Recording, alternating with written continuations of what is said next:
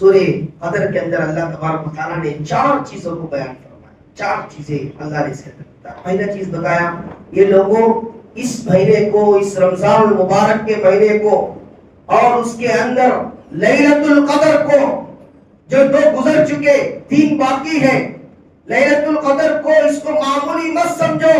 اللہ فرماتا ہے انا انزلناه في ليلة القدر وما ادراك ما ليلة القدر ليلة القدر خير من 1000 شهر. اللہ فرماتا ہے بھائی اس رات کے اندر ہم نے قرآن جیسے عظیم کتاب کو نازل فرمایا.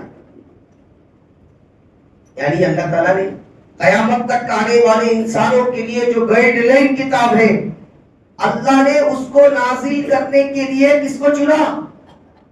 یعنی کس مہینے کو چنا؟ حج کے مہینے کو نہیں چنا, محرم کے مہینے کو نہیں چنا, دوسرے مہینوں کو نہیں چنا, ربیع الاول کے مہینے کو نہیں چنا. اللہ نے رمضان المبارک کا مہینہ چنا اور اس کے اندر بھی اللہ نے لیلۃ القدر کو اللہ نے چنا. محترم سامعین, آدمی جب کسی چیز کو لانچ کرتا ہے, کسی چیز پہ افتتاح کرتا ہے, منتخب کرتا ہے, جس دن اس کو سب سے محبوب ہو, اس دن اس کا کوئی تاریخی ہو, اس دن اگر اس کو جوش میں رہتا ہو, اس دن اس کی رحمت وسیع ہوتی ہو, آدمی اس دن طے کرتا ہے. آپ اندازہ لگائیے لیلۃ القدر جو ہمارے سامنے باقی 3 ہے, یہ کتنی قدر والی ہے. اللہ فرماتا ہے ہم نے اس رات کے اندر قرآن کریم کو نازل فرمایا. اسی لیے لیلۃ القدر کو معمولی مت سمجھو, بلکہ گھومنے پھرنے دوسرے مصروفیات کے اندر گزارنے سے اچھا ہے تم جو ہے اس کو غنیمت جانو اور اللہ کی عبادت کے اندر صرف کرو. آگے فرماتا ہے اللہ تبارک و تعالی خیر من 1000 شہر. دوسری خصوصیت اللہ نے بیان فرمایا. کیا فرماتا ہے بھائی دیکھو 1000 مہینوں سے افضل بتاتا ہے, 1000 مہینوں سے بڑھ کر نہیں بتا رہا ہے. پوائنٹ نوٹ کرنے کی ضرورت ہے. اللہ یہ نہیں کہتا ہے کہ 1000 مہینے ہی لمٹ ہے, بلکہ اللہ یہ بتا رہا ہے تمہارے حساب کے اندر آسانی کے لیے 1000 مہینے سے بھی آگے ہے, افضل ہے, بہتر ہے. یہ نہیں کہ 1000 ہے. تو اندازہ لگائیے ہمارے اور آپ کے حساب میں 80 پر 3 سال ہے. اللہ اکبر, اللہ کی رحمت تو جوش میں رہتی ہے. اگر اللہ کو کسی کا عمل پسند آ جائے, کسی کی عبادت پسند آئے, تو 80 پر 3 کیا بلکہ اللہ تبارک و تعالیٰ 150 سال سے بھی زیادہ اس کو ثواب عطا فرما سکتا ہے. تیسری چیز اللہ تبارک و تعالیٰ نے فرمایا میرے بھائیوں, تیسری چیز اس شب قدر کی خصوصیات میں سے یہ ہے کہ اللہ تبارک و تعالیٰ فرشتوں کو, حضرت جبرائیل علیہ السلام کو آسمان دنیا میں بھیجتے ہیں, یہاں دنیا کے اندر بھیجتے ہیں, مبعوث فرماتے ہیں اور کہتے ہیں جاؤ جا کر میرے بندوں سے مصافحہ کرو. کیا فرماتے ہیں؟ جا کر دیکھو نہیں بلکہ کیا کرو, دیکھو بھی مصافحہ بھی کرو. بھائی آپ سوچتے ہوں گے اللہ تبارک و تعالیٰ نے فرشتوں کو بھیجنے کا کیا مطلب ہے؟ حالانکہ شب قدر تو اللہ نے انسانوں کو دیا ہے, فرشتوں کو اللہ کیوں بھیج رہا ہے؟ یعنی جس وقت سورہ بقرہ کے ابتدائی آیات کے اندر آپ نے تفسیر میں سنا ہوگا, جس وقت اللہ نے فرشتوں کو جمع کر کر اللہ نے کہا تھا بھائی میں جو ہے انسان کو بنانا چاہ رہا ہوں, تو فرشتوں نے فوراً کیا کہا معلوم؟ بھائی اللہ تبارک و تعالیٰ گستاخی معاف ہو, واللہ اعلم ما لا تعلمون, یا اللہ تو زیادہ جاننے والا ہے, ہم جاننے والے نہیں ہیں. یا اللہ اگر اس دنیا میں بھیجیں گے یہ جو ہے غلط کام کریں گے, زنا کریں گے, قتل کریں گے, چوری کریں گے, ڈاکہ ڈالیں گے, دھوکے دیں گے, جتنے خرافات ہیں سارے پھیلائیں گے. یا اللہ ہم تو آپ کی عبادت کے لیے کافی ہے نا, یا اللہ گستاخی معاف ہو, مت پیدا کرے اس انسان بڑا گندا ہے. اللہ نے فوراً کہا واللہ اعلم ما لا تعلمون, جو میں جانتا ہوں تم نہیں جانتے ہو, لہذا میں انسان کو پیدا کروں گا, اس کے اندر اچھائی اور برائی رکھوں گا. وہ انسان جس کے اندر اچھائی اور برائی دونوں میں رکھوں گا. اگر اس نے اچھائی چنا دنیا میں بھی کامیاب ہوگا، آخرت میں بھی کامیاب ہوگا۔ اگر اس نے برا راستہ چنا، دنیا میں بھی برباد ہوگا، آخرت میں بھی برباد ہوگا۔ اب پوائنٹ کی بات پر آتے ہیں۔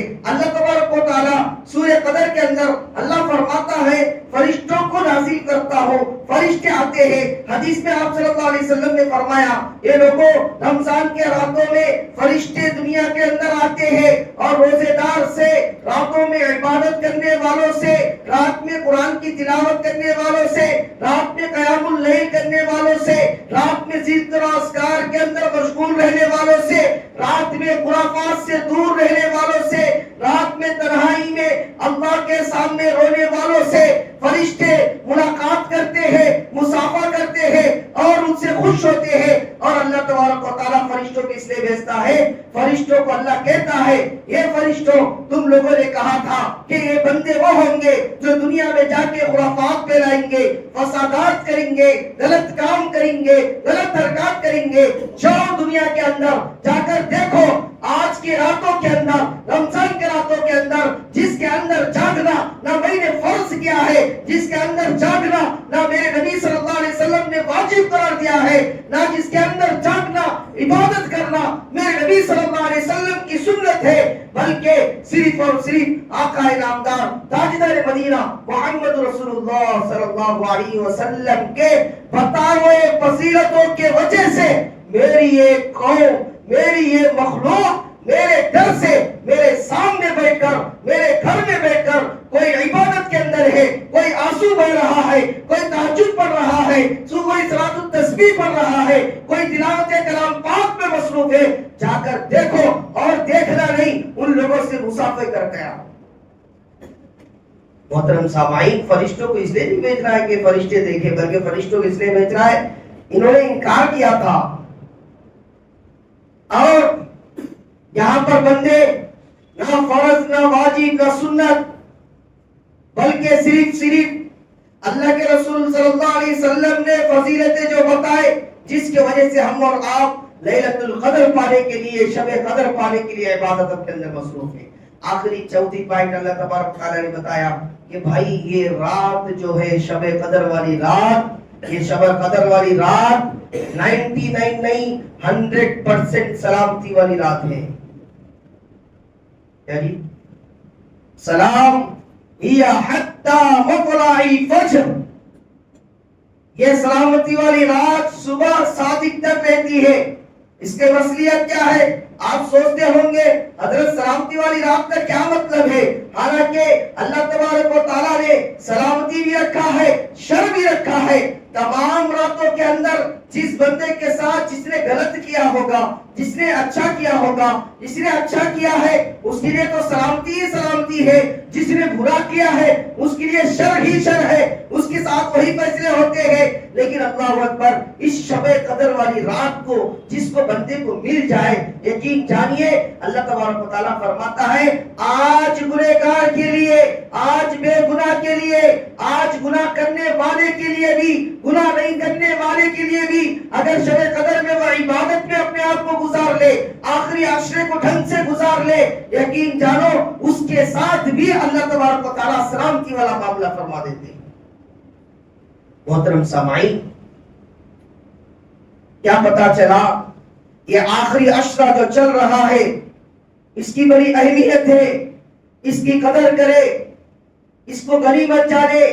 کوئی یہ نہیں کہہ سکتا کہ آئندہ سال ہمیں رمضان کا مہینہ ملے گا یا نہیں ملے گا، ہم زندہ رہیں گے یا نہیں رہیں گے۔